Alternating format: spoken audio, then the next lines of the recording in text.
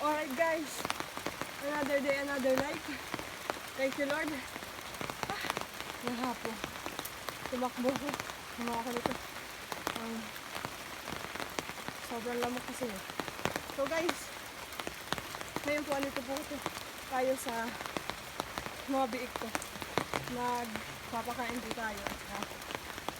Ilalagay na din natin yung kapag sa taas. Kasi nababasa sila eh. Kabanod. Let's go!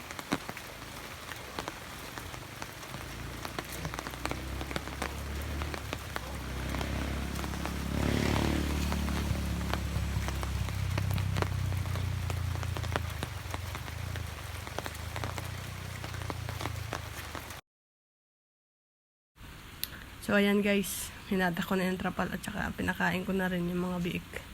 Pinakain ko muna sila. So ayan, ilalatag ko na yung trapal. Ayan, itinaas ko na. So, ang hirap-hirap guys. Ilagay ng trapal kasi basang-basa siya eh.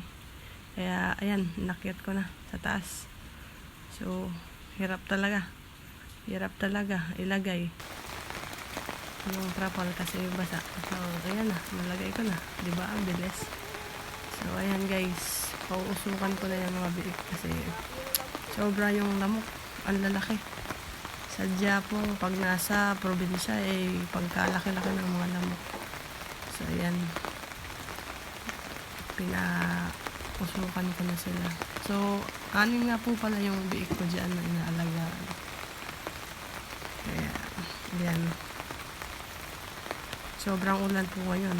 Ngayong araw lang kasi nung mga nakarang araw, pa-araw naman. So, hindi naman siguro pwedeng araw lang. So, ayan. Umulan tayo ngayon. So, ayan. Pinabutan na ako ng dilim. May meeting pa kasi kami sa barangay. Kaya, tapos ang ulan-ulan pa. Kaya, no choice ako kundi ayusin. Kawawa naman yung mga biik.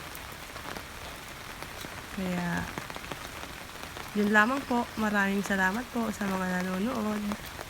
So, ayan lang po guys for today's video.